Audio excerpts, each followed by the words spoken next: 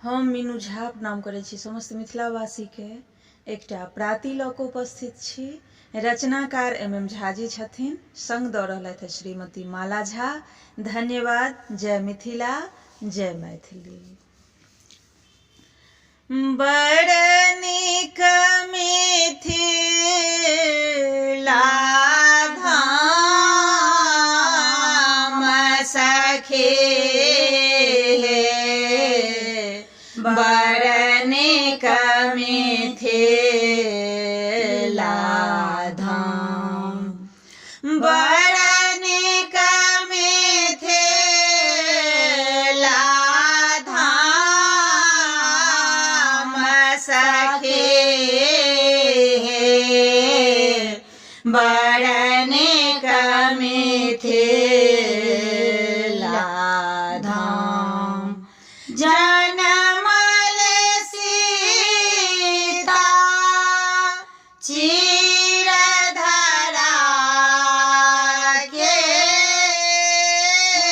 जनमल सीता चिरधरा के, पाहुन भाए चारो राम सखी, बड़ नीक मिथिला धाम, बड़ नीक मिथिला धाम सखी, बड़ नीक मिथिला धाम।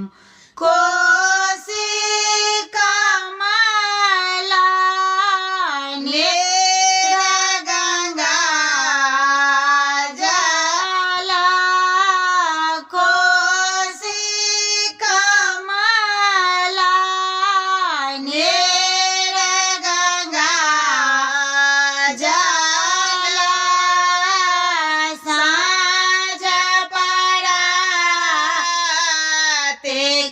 गान सखी, बड़ नीक मिथिला धाम, बड़ नीक मिथिला धाम सखी,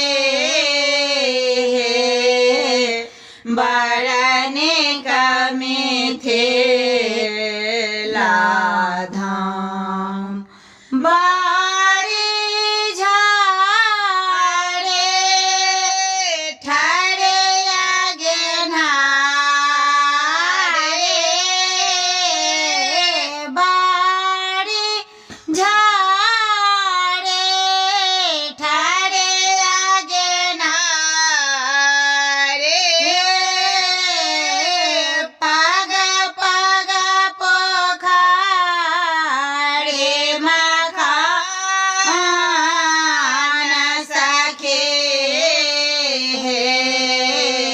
बड़ नीक मिथिला धाम, बड़ नीक मिथिला